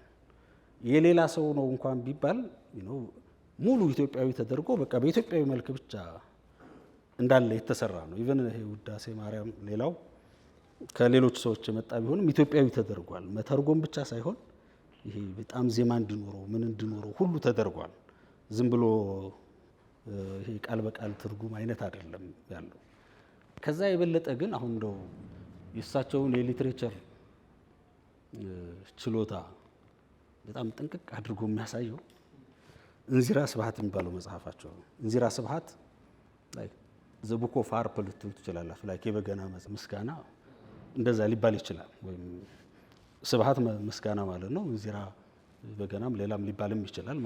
መሰንቆም ልትለው ትችላለህ፣ ችግር የለውም። እና ይሄ መጽሐፋቸው የምስጋና መጽሐፍ ነው። ግን አሁን ፎርሙን ነው የምነግረው፣ ይዘቱን ሳይሆን ፎርሙ ላይ ነው ፎከስ የማደርገው። በግጥም ነው የተጻፈው። ግጥሙ በአበገደ ተርታ ነው። በገደ ላይክ ሀለሃመ እንደምንለው በአበገደ ተርታ ይቀመጥና የግጥሙ ቤት መድፊያ እያንዳንዱ ፊደል የመጨረሻው ከአ ጀምሮ እስከ ፖና ይሄ ላይክ ይሄ ተጨማሪ ፊደሎች አሉ አይደል? ቬላርስ ባሉት ቃላ ቋንቋ ፊደል ባሉት በእነሱ ጭምር ነው። እና አሁን በአ ይጀምርና የአ ፊደሎች ሲያልቅ ወደ ኡ ይሄዳል ቤት መምጫው። የኡ ቃላቶች ወደ ኢ ይሄዳል። የኢ ቃላት ሲያልቅ ወደ አ ይሄዳል። የአ ሲያልቅባቸው ወደ ኤ፣ የኤ ወደ እ፣ ከዛ ወደ ኦ፣ ከዛ ወደ በ፣ ወደ ቡ፣ ወደ ቢ እያለ እስከ ፖ ድረስ ይሄዳል። ለምሳሌ አሁን በበ የሚያልቅ ቃላት 200 300 እንትን ካላቸው ስንኙ በዛ ቤት የሚመታው 200 ስንኝ ይሆናል። በቡ ያላቸው 120 ከሆነ 120 ይሆናል ማለት ነው። በኦ ያላቸው 300 ቢሆን 300 ይሆናል። አሁን በፐ አነስ ያሉ ቃላት ስለሆኑ ያሉት 3ም 4ም 2ም ስንኝ ያሏቸው አሉ ማለት ነው። እና በዚህ ሌቭል በቃ በጣም የተራቀቁበት እና ፕሮባብሊ ያኔ ዲክሽነሪ ምናምን የለም እንግዲህ እና አዳዲስ ቃላትም ይፈጥራሉ። አዳዲስ ቃላት ያን እያደረጉ እንግዲህ እስከ ፖ እስከ ምናምን ድረስ ሂደዋል ማለት ነው። አሁን ይሄ ላይክ በተለይ ግዕዝ ትንሽ ለሚችል ሰው ኦፍ ኮርስ የአማርኛ ትርጉሙን በጭራሽ ሊነካው አይችልም። ማለት ከሚገባው በላይ በጣም የሚያስደምም ነው። ከሁሉም ላይክ እንትን የሚለው ያን ሁሉ ቃላት እንዴት ይመጣላቸው እንዴት ያስታውሳሉ የሚለው ጭምር ነውና ፕሮባብሊ እነዚህን ፊደሎች ራሱ በየመጨረሻው ቤተመንጫ የሆኑትን ቃላት ብንወስድ የግዕዝ እንትኑን ብዙ ኦልሞስት ቤዚክ የሆኑት ግሶችንና ለመተርጎም ራሱ ይከብዳል ማወቅ ይቻላል ማለት በዛ ሌቭል ተራቀው ነው የጻፉበት ማለት ነውና የውበቱ ሁሉ እንዳለ ሆኖ በእያንዳንዱ ፊደል ቃላትን ኤግዞስት አድርገው እስከሚጨርሱ ድረስ እስከ ኩዌ ምናምን ድረስ ነው የጻፉበት ማለት ነውና በዛ ሌቭል ነው የሄዱበት። እንግዲህ እንደ አይነት ሌላ ሙከራ የነበረው በአባ ባህሬ ነው። አባ ባህሬ በዚህ አይነት መንገድ ሳይሆን የዳዊት መዝሙርን የሚያክል መጽሐፍ መዝሙረ ክርስቶስ የሚባል መጽሐፍ ጻፉና በ150 የዳዊት 150 ወይ 151 የሚሉ አሉ። በዛ ልክ በመዝሙር ብዛትም 150 ምናምን ከዛ እያንዳንዱ መዝሙር ደግሞ በስኔ ብዛትም እኩል በቃል ብዛትም እኩል ከዳዊት ጋር በፊደል ብዛትም እኩል እንደሆነ አድርገው ጻፉ። ይሄ ማለት ሐሳቡ ሲመጣልኝ አረፍተ ነገሩ እንትን ይላል። አረፍተ ነገሩ ሲያስተካክል ቃላቱ ይፈረቅ፣ ቃላቱን እንትን ስል ፊደሉ ይበዛብኛል፣ ፊደሉ ያንስብኛል ይላል። እንግዲህ የዳዊት መዝሙርን የሚያክል በቃ ሙሉ እኩል አድርጎ በዚህ ሌቭል ነው ተራቆ እንትን መጻፍ ከባድ ነው። ሶ የአይነት ከልቸርም ጭምር ነበረ ማለት ነውና እንዚራ ስብሐት በብዛት አክሰሲብል አልነበረም። ይሄ በአጋጣሚ በቅርብ የታተመ ነው። ምስካየ ኅዙናን መድኃኔዓለም ያሳተመው ነውና ሆህተ ብርሃንም የሚላለው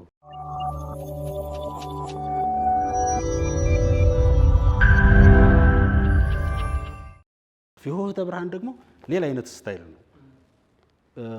ግጥም ይጽፋሉ፣ ደግሞ በስድ ንባብ ይጽፋሉ። ግጥም ይኖረዋል። ከዛ በብዛት ደግሞ በስድ ንባብ ያደርጉና ልክ እንዲህ እያደረጉ ነው ይሄንን የሚጽፉት ማለት ነው።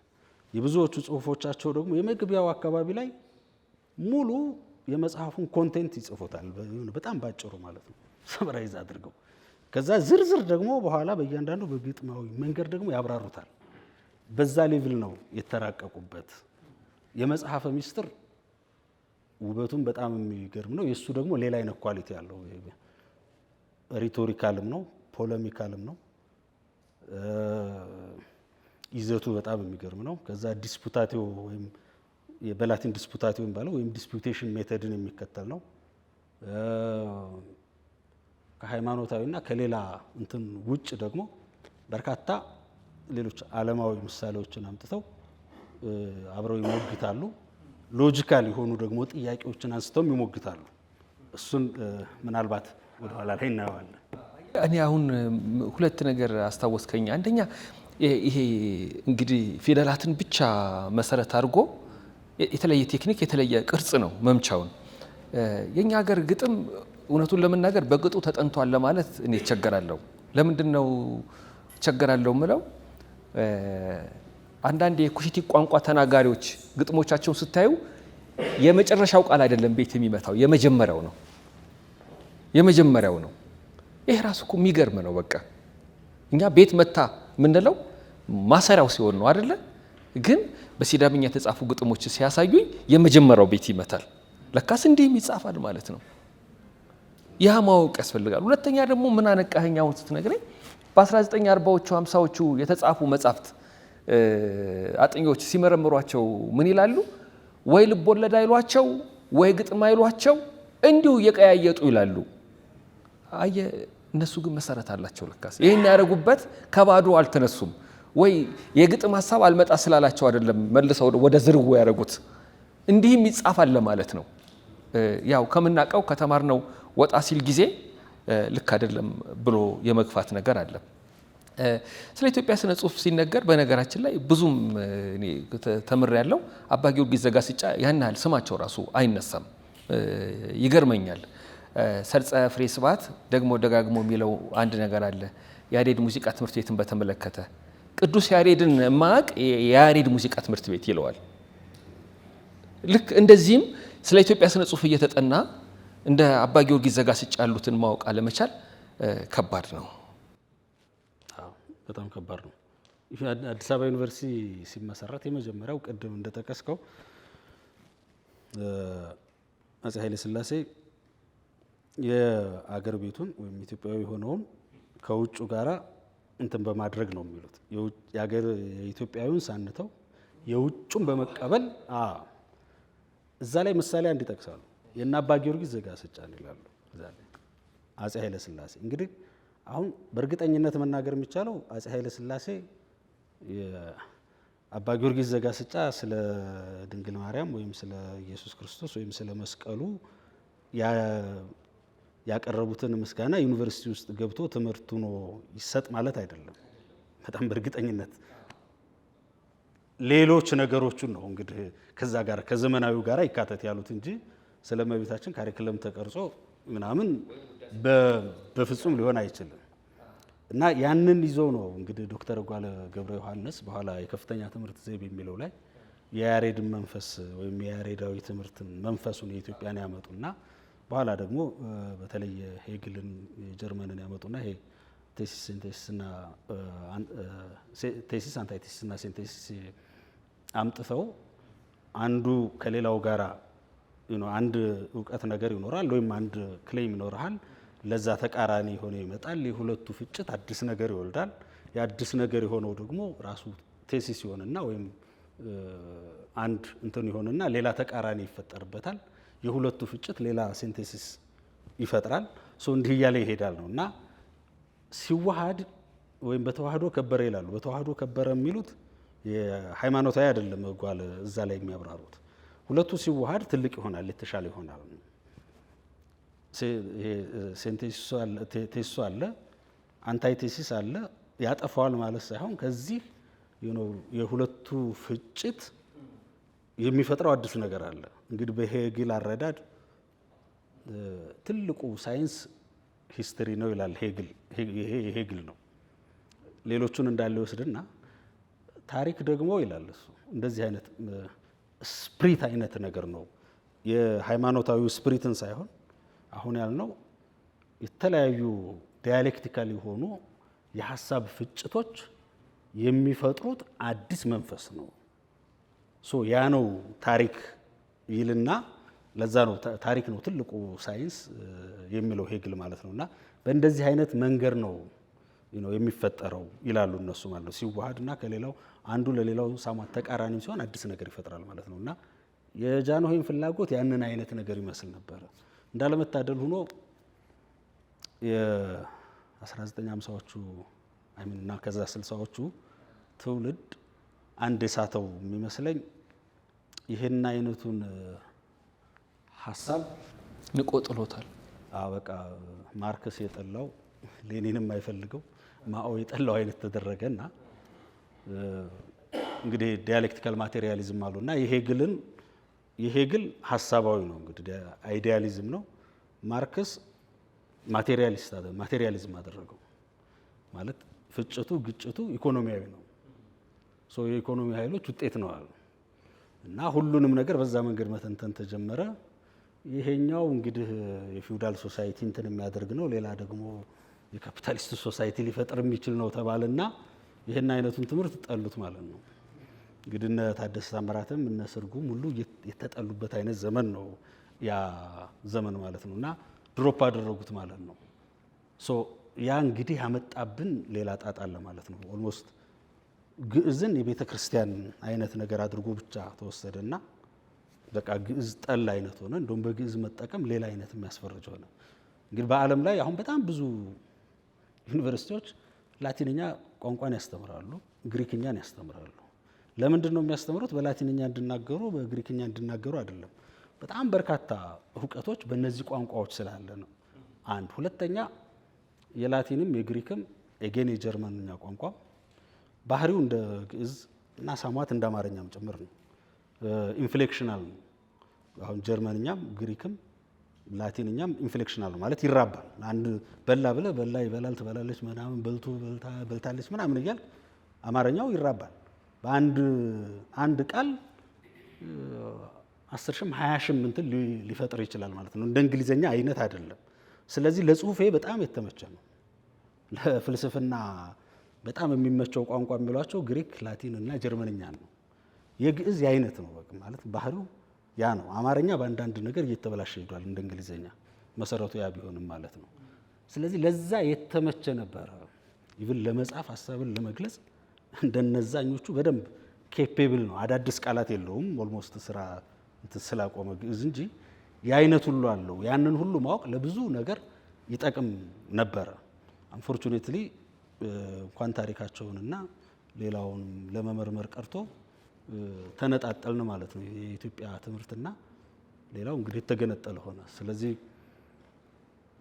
ቢቻል ትምህርትም ሁሉ ሊጠቅመን ማህበረሰቡን ሊጠቅም በሚችል መንገድ መቀረጽ ነበር። በህብረተሰቡ ቋንቋው ወደ ትምህርት ሂዶ ያ ደግሞ እውቀትን ተሸክሞ ለሰው ደግሞ በሚገባው ቋንቋና የህይወቱ አካል እንዲሆን ማድረግ መቻል ነበረበት ትምህርታችን።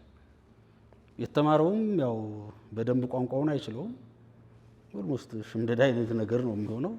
ስለዚህ የተነጠለ እንትን አይነት ነገር ነው እና ይህን ፕሮፐርሊ የገለጹት ፕሮፌሰር ተከስተ ነጋሽ ናቸው። የኢትዮጵያን ትምህርትና ከቋንቋ ጋር ያለውን ማለት ነው እና ያን አይነት የመንጠፍ አይነት ችግር ሁሉ ፈጥሮብናል ብዬ አስባለሁ። የግዕዝ ጠልነታችንና ያን አለመመርመራችን፣ ያንን እንድናውቅ አለመደረጉ፣ በመካከሉ ብዙ ታሪኮቻችን ያሉት እዛ ውስጥ ነው። አሁን ቸርች ኤንድ ስቴት የፕሮፌሰር ታደሰ ታምራት ማስተርፒስ በዓለም ደረጃ በጣም የታወቀ መጽሐፍ ነው። እሳቸው ግዕዝ ባይችሉና ገርሎቹን ባያነቡ ምንም ሊጽፉት አይችሉም። ያንን እነ ሌሎችም ኦፍ ኮርስ ሌሎች ብዙ ታሪኮቻችንም በዛ ውስጥ ያሉ ናቸው። ገርል ሲባል ስለ ቅዱሱ ብቻ የሚተርክ አይነት አይደለም። ወቅቱ የነበረውን ዘመኑ የነበረውን የነገስታቱን የምናምን የማህበረሰቡን ሌሎች ነገሮችንም ያካትታል። ለምሳሌ ስለ አጼ ዳዊት ቅድም ስናነሳ የአጼ ዳዊት እንትን ክሮኒክል የላቸውም እንደሌሎቹ ትልቅ ክሮኒክል። አሁን የእሳቸውን ታሪክና እሳቸው ያደረጉትን ሁሉ የምናገኘው በዛ ዘመን ከነበሩት አሁን የቅዱስነት ስታተስ ከተሰጣቸው ሰዎች ነው። እነሱ ያንን ስለጻፉት ማለት ነው። እና ሌሎች በ17ኛው 18ኛው ክፍለ ዘመንም ላይ እንደዚህ አይነት ታሪኮች አሉ። የነ ወለተ ጴጥሮስ፣ የነ አቡነ ሐራ፣ የነ ፍቅርተ ክርስቶስን ስናነበው እንደዚህ አይነት ነው። የሚገርመው ሌሎቹ ሀገሮች ግዕዝን በፒኤችዲም በማስተርስም ያስተምራሉ ብዙ ዩኒቨርሲቲዎች። የኢትዮጵያን ስራዎች እነዚህ ግዕዞቹን ሌሎቹ በላቲንኛ ተተርጉሟቸዋል፣ በጀርመንኛ የተተረጎሙት ብዙ ናቸው፣ በራሽኛ የተተረጎሙት ብዙ ናቸው፣ በጣሊያን ብዙ አለ፣ በፈረንሳይኛ ብዙ አለ፣ በእንግሊዝኛ ብዙ አለ። ኦልሞስት የትኛውንም ገድል ያልተተረጎመና እንትን ያላለ የለም። እኛ ግን አናውቃቸውም። እዚህ የሉ። የእኛን ወስደውታል፣ እነሱ ያውቁታል፣ እኛ ግን የራሳችንን አናውቀውም። ሊትሬቸሩን አጥንተውታል፣ ሁሉን አጥንተው አሁን እያገኘን እኮ ያለ ነው እንደውም ከነሱ ነው። እነዚህን ሁሉ መጽሐፍቶች አሁን እነ መጽሐፈ ሚስጥርን በደንብ ያጠኑት የውጮቹ ናቸው። የእኛ ሰው ማንም አያውቀውም። አሁን ዶክተር አባህሩ ኤርሚያስ አሁን ጀርመን ያሉት ሰውዬ ያሉት ምሁር ወደ አማርኛም አንዱ የተረጎሙት እሳቸው ናቸው። ወደ እንግሊዝኛም ተርጉመውታል አሁን የመጽሐፈ ሚስጥርን በሙሉ ማለት ነው። እና እዛ አካባቢ ያሉትን የሪሰርች እንትን ማድረግ አሁን አንዳንድ እንትኖች አሉ ተጎድተንበታል ማለት ነው። ያንን ባለመመርመራችን ማለት ነው። አየህ ውቤ፣ ያን የነበረውንም ስነ ጽሑፍ ስናይ አሁን አተናተናቸው ለማስረዳት የሚሄዱበት ርቀት በራሱ ይገርምሃል። እና አንዳንዴ የሆኑ ጥያቄዎች እንኳን ሲኖርህ ለካስ አንድ ነገር አላወቅኩትም ወይም አልገባኝም ነው እንጂ ሊባል የሚገባው የለም ማለት ልክ እንዳልሆነ ሁሉ እንዲሰማህ ያረጉሃል። አልደረስኩበትም ማለት ራሱን የቻለ ነገር ነው። አልገባኝም ማለት ራሱን የቻለ ነገር ነው። ግን ደፍረህ አይ ፈጣሪ የለም ወይም የሚባለው ነገር ሁሉ ያለው ሁሉ ስለ ፍጥረት የሚወራው ውሸት ነው ብለህ እንዳትፈርድ ራሱ ያረጋሃል፣ አለ እውቀት ስለማይጽፉ። ከምንም በላይ ደግሞ የሚገርመኝ አሁን ስለ ኢትዮጵያ ስነ ጽሑፍ ሂስና ሀያሲነት ሳስብ እንዴት ነው አንድምታ የተባለ ነገር የነበረው ማህበረሰብ ነገሮችን በዚህ ልክ ተንትኖ መረዳትም ማስረዳትም የሚያቅተው እላለሁ።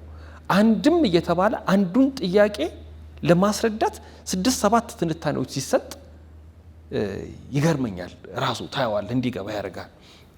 ያኔ ስነ ጽሑፍ እንዲስፋፋ ምክንያት ከሆኑት ነገሮች መካከል አንዱ የቅድም ያነሳ ነው የሙግት ጥያቄ ነው።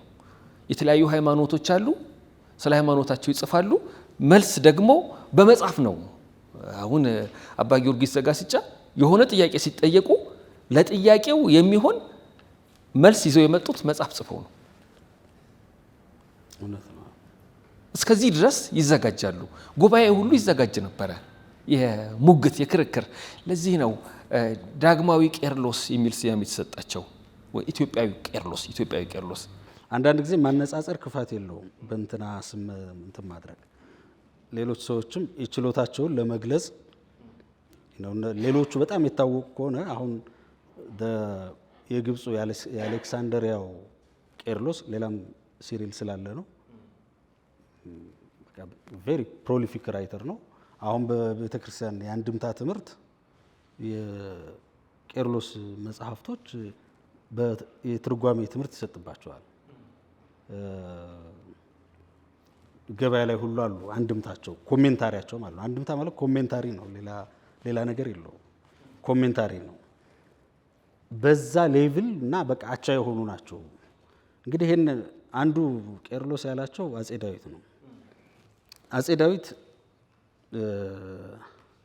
እና በኋላም ደግሞ እንትና ይስሐቅ በተለይ ሲያርፉ ደግሞ ይሄንን በደንብ ነው እንትን ያደረጉት። እንግዲህ ይሄንን መደናነቁና በዚህ ሌቭል እንትን ማድረጉ የእውቀታቸውን ችሎታቸውን ለማነጻጸሪያ ነው እና ኢትዮጵያም እስክንድሪያን አከለች። ከእስክንድሪያ ጋራ እኩል ሆነች፣ ከቁስጥንጥንያም ጋራ ተካከለች አይነት ይላሉ። ቁስጥንጥንያ ኮንስታንቲኖፕል የዮሐንስ አፈወርቅ እንትና ከተማ ናት። የኛው እስክንድሪያ የቄርሎስ ነው። አገሪቱንም ከዛ ጋር አነጻጸሩ። በዛ ሌቭል እኛም እኩል እውቀት አለን፣ እኛም እውቀት ፍለጋ ሌላ ቦታ እንሄድም። እነዚህ እንግዲህ እህት ቤተክርስቲያናት እና ወይም ደግሞ የእውቀት ሴንተር ናቸው ብንል ኮንስታንቲኖፕል የእውቀት ሴንተር ነው ያኔ። አሌክሳንድሪያ የእውቀት ሴንተር ነው። አሌክሳንድሪያ ምንም የታወቀ ነው። ታላቁ እስክንድር ነው የመሰረተው። ትልቁ ላይብረሪ በዓለም የነበረው ያኔ ነው። በኋላ ላይ እስከሚቃጠል ድረስ ፍልስፍና ከግሪክ እንትን ካለ በኋላ ነው ያነሰ ከመጣ በኋላ በሄሌኒስቲክ ታይም ግብጽ አሌክሳንድሪያ ነበረ እንግዲህ ትልቁ መሰረቱ። ከዛ ነው እንደገና ኢቭን ፍልስፍናንም ክርስቲያናዊ ተደርጎ እንደገና የተስፋፋበት ማለት ነው። ከዛ ጋር ተካከል ነው። እንደ ሀገርም ኦልሞስት አቻ አይነት ነን። በሰውም ቢሆን ያን ያክል ስኮላርሺፕ ያላቸው ሰዎች እኛም አሉን ለማለት ነው። ግን ይሄንን ደግሞ አንዱ ያመጣው ያው አንዳንድ ጊዜ ጠላት ፐርፐዝ ይሰጣል፣ ወይም ደግሞ ሌላ የምትጠላው ነገር ሲኖር ምክንያት ይሆናል። አሁን አባ ጊዮርጊስ ዘጋስጫ አንደኛ ለውጮቹ ብዙ መልስ ሰጥተዋል። ለውጮቹ ማለት ለምሳሌ በእንግሊዝኛው አጠራር ኦሪጂን ወይም በኢትዮጵያ በግዕዝና በአማርኛ አርጌንስ ለሚባለው እሳቸው መልስ ሰጥተዋል። ለአሪዎስ ሌሎቹም መልስ ሰጥተዋል፣ እሳቸውም መልስ ሰጥተዋል። ተጨማሪ እንትንም አላቸው። ሌሎች ያሉትንም ሪስቴትም አድርገዋል። ለነ ንስጥሮስ ሌሎችም መልስ ሰጥተዋል፣ እሳቸውም ሌላ ተጨማሪ ሰጥተዋል። ለነ ማኒ ወይም ማኔኪዝም ተብሎ ለሚታወቀው መሰረቱ ፐርሺያ ለነበረውና የብዙ እንትኖች ላይ የራሱ ኢምፓክት ያለው በተለይ ዱዋሊስቲክ የሆነ ዓለም ወይም ደግሞ ፈጣሪ ሁለት ነው። የክፉ ፈጣሪ ብቻ አለ፣ የበጎ ፈጣሪ ብቻ አለ። ነፍስ ሁለት የመጥፎ እንትን አለ፣ የበጎ እንትን አለ የሚል ሀሳብ ይዞ የመጣው ማኔ በጣም ትልቅ ተጽዕኖ የነበረው ሰው ነው። ይሄ ከቻይና ጀምሮ እስከ ስፔን ድረስ እየተመላለሰው ሁሉንም ሃይማኖቶች አንድ ለማድረግ ሁሉ የሰራ ሰው ነው። ግን ከክርስትና ጋር እንትን ትክክል ስላልሆነ እነ ሴንት ኦገስቲን ምላሽ ሰጥተውታል። ለአባ ጊዮርጊስ ዘጋስጫም ሰፊ ምላሽ ነው የሰጡት። ኢትዮጵያዊ ለሆኑም ሰዎች ደግሞ ምላሽ ሰጥተዋል። በአካልም በክርክር ምላሽ ሰጥተዋል። በጽሁፍም ደግሞ በተለይ ለቢቱ ለሚባለው ሰው ምላሽ ሰጥተዋል። ቢቱ የብቻ ነው፣ ሌላ ለቤተ እስራኤላዊዎቹ ሁለት ናቸው። በተለያየ ጊዜ ክርክር ተደርገዋል። እነ አጼ ዘርዓ ያዕቆብም መጽሐፍቶቻቸውን የጻፉት ምላሽ ነው በዋናነት። ሌሎች ሰዎችም ነበሩ በዛን ጊዜ የተነሱ እነ ዘሚካኤል እነ ገማልያል ምናምን ሁሉም ባሉ ለእነሱም በጉባኤ ነው ምላሽ የተሰጠው። አጼ ዘርዓ ያዕቆብ የሰንበትን ክርክር ሪዞልቭ ባደረገበት በጻርቃኔ ወይም ደግሞ በደብረ ምጥማቅ ጉባኤው ላይ ሪዞልቭ የተደረጉ አሉ። በጣም በርካታ ክርክር ሁሉ ተደርጎባቸው ማለት ነው። ያ ዘመንና ኦፍኮርስ እስከ ኋላም ላይ የቀጠለው የተለየ ሀሳብ በቤተ ክርስቲያን ሲኖረው ጉባኤ ነው የሚጠራው። ጉባኤ ይጠራል፣ ይከራከራሉ። የተሸነፈ መጀመሪያ ላይ አንዳንዶቹ ውቤ ይቅርታ በጣም ስለሚገርመኝ ነው። እስከ አጼ ዮሐንስ ድረስ ይሄ ሙግት ክርክር ነበረ። ሊቃውንት በተሰበሰበበት ነው ከዛ ወደ አሸናፈው ማዘንበል ማለት ነው። በቃ ይወሰናል። ወደ አሸናፊው ማዘንበል ብቻ ሳይሆን አዶፕት ይደረጋል ማለት የአሸናፊው አቋም ትክክል ነው ተብሎ ሰንበት ቅዳሜ ነው ወይስ እሑድ ነው የሚል ክርክር ይነሳል። ሁለቱም እስከሚችሉት ካወሩ በኋላ ማጣጣምም አለ። አንዳንድ ጊዜ መሸናነፍ ሁልጊዜ ግድ አይደለም እና እነዚህን አሁን ምሳሌ አንድ ሁለት ምናምን አቀርባለሁ እና አሁን አባ ጊዮርጊስ ዘጋስጫ እንግዲህ አንዱ እንትን ያሉበት የመጀመሪያ የተነሳው አንድ የጂው የአይሁድ እምነት ያለው ሰው መጥቶ ክርክር ይገጥማል እና መነሻው ምንድነው ለእግዚአብሔር እንደ እንትን የለውም ይሄ እንደ ሰው ያለ መልክ ገጽ ምናምን የለውም የሚል ይዞ ይመጣል። አንዱ ክርክር ይሄ ነበርና ወዳውኑ ነው የተሸነፈው። ይቀጥልና ደግሞ ሌላ በጣም የታወቀ ሌላ የአይሁድ እንትን መምህር ሌላ ሀሳብ ይዞ ይመጣል እና የሱ ደግሞ ምንድነው ይዞ የመጣው ይሄ እናንተ በሐዲስ ኪዳን ኢየሱስ የምትሉት ያው አይሁድ እንትኖች የአይሁድ መጽሐፍ ቅዱስ እኛ ብሉይ ኪዳን የምንለው ነው። በአይሁድ ብሉይ ኪዳን አይባልም። ምክንያቱም በቃ ኢትስ ባይብል የላቸውም ማለት ሌላኛው ኦልድ ቴስታመንት አይባልም። ቢኮዝ በቃ ዛት ኢዝ ዘር ባይብል እና አልዓዛር ሆይ አልዓዛር የት ነው የተቀበረው ብሎ ጠየቀ እና ይሄ ማለት አያውቅም ማለት ነው ይልና ጠያቂው ኢየሱስ ነው። ስለዚህ አልዓዛር ወንድማችሁ ወዴት ነው ብሎ ከጠየቀ ይኑር ይሙት አቅም ማለት ነው ነው እና የአምላክነት እንትን የለውም አያሳይም ማለት ነው ይልና ከዛ ጭቅጭቅ ይፈጠራል። አባ ጊዮርጊስ ዘጋስጫ ያኔ ታመዋል። ትልቅ ወረርሽኝ አይነት ነገር የተነሳ ይመስላል። የተሰይስ ብድብድ ወባም ሊሆን ይችላል።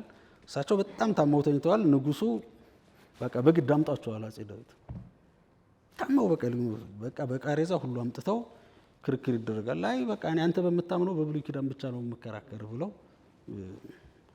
ምሳሌ አፍተር ምሳሌ አምጥተው በቃ ይረታል። ራሱ ያመጣው ውርርድ አይነት ነገር ስለነበረ ንጉሱ ሌላ እርምጃ ይወስድበታል። ከዛ ቀጥሎ የመጣው ቢቱ ነው።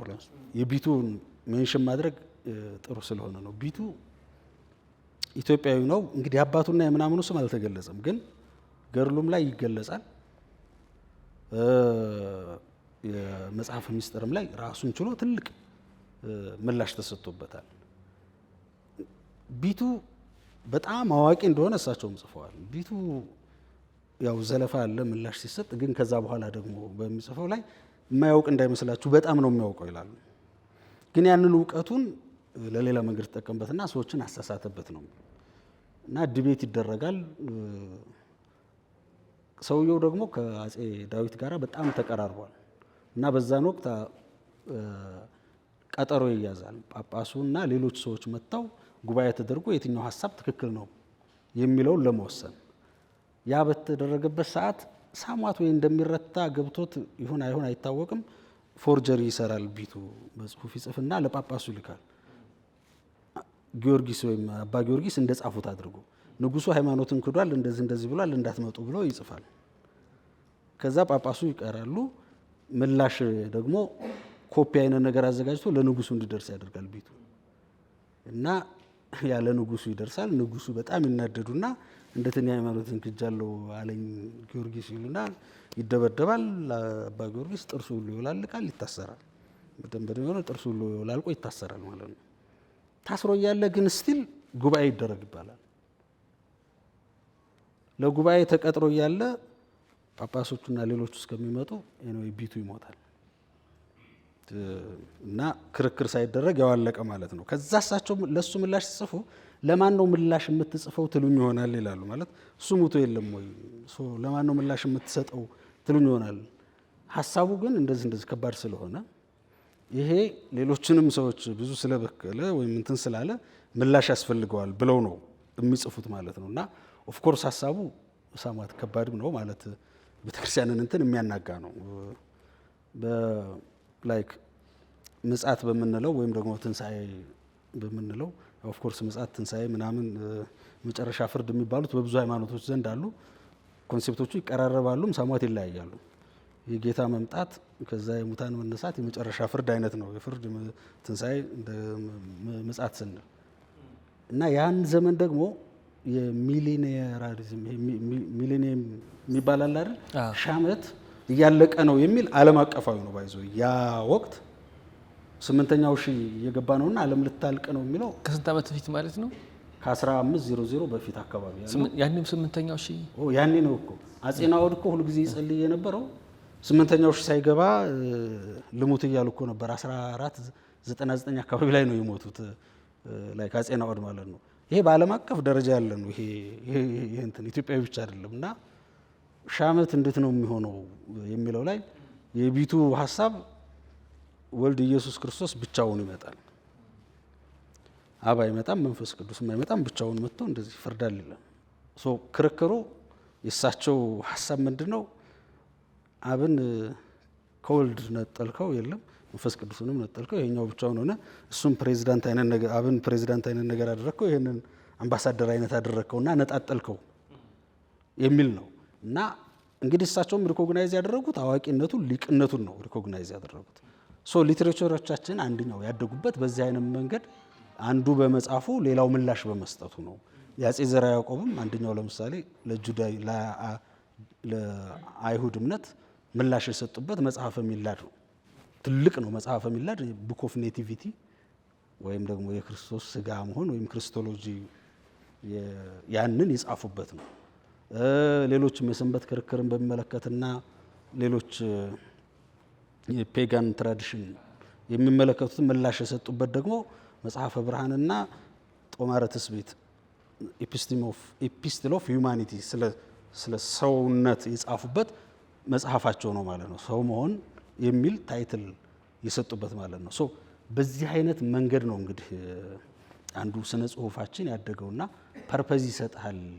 እንደ አይነት እንትን ማድረግ ምላሽ መስጠት ምናምን ማድረግ እውቀትንም ያዳብራል፣ ያጻጻፍ ስታይልንም ሁሉ እንትን ያደርጋል።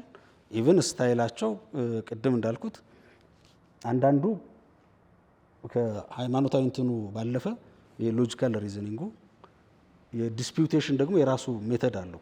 የመጀመሪያ አርጊውመንት የሚያቀርበውን ሰው ሀሳቡ ሰመራይዝ ተደርጎ ይቀርባል።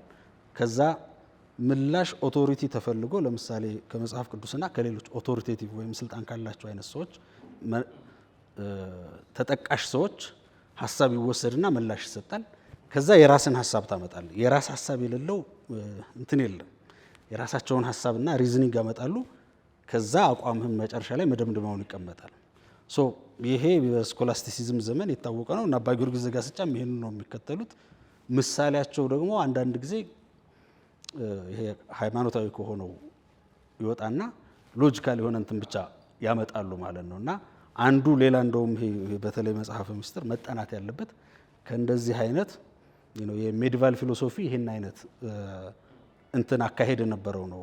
ፌዝ ኤንድ ሪዝን ላይ ትኩረት ያደረገ ነው። ወይም ፌዝ ኦር ሪዝን፣ ፌዝ ኤንድ ሪዝን እነዚህ ሁለቱ ሀሳቦች ይጋጫሉ፣ ይስማማሉ፣ አንዱ ለአንዱ እንትናቸው አይደሉም የሚለው በስፋት ጥያቄ የነበረበት ዘመን ነው። ይሄ መካከለኛው ክፍለ ዘመን በዓለም ደረጃ እሳቸውም ያንን እያዋሃዱ ነው የተጠቀሙበት።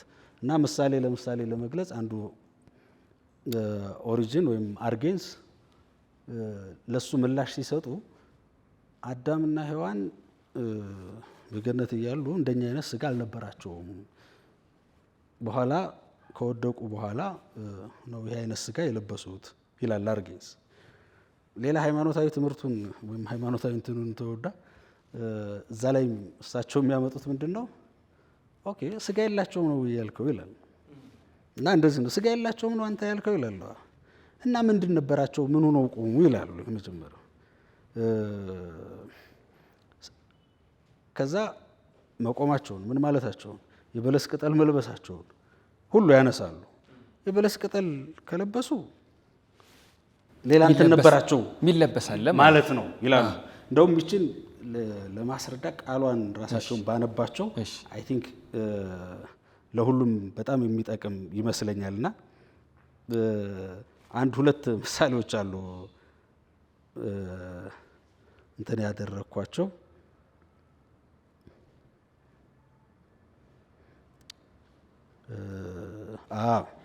ምን ይላል? አርጌንሶይ እንዴት አዳምና ሔዋን የለበሱት የለምድ ልብስ በእኛ አካል ያለ ስጋ ነው አልክ? በኋላ ለምድ የተባለው የኛ ስጋ ነው፣ ከዛ በፊት አልነበራቸውም ስለሚል ማለት ነው። እንዴት አልክ ይሉና ቀድሞውንም ስጋ ከሌለባቸው የከበረች ኦሪት ስለምን ስለ ሔዋን ስፍራዋንም በስጋ መላ አበጃት፣ ወደ አዳምም አመጣት። አዳምም ይህች ስጋ ከስጋዬ አጥንቴም ከአጥንቴ ናት፣ እርሷም ሚስቲቱ ነኝ እንዴት አለ ይላሉ።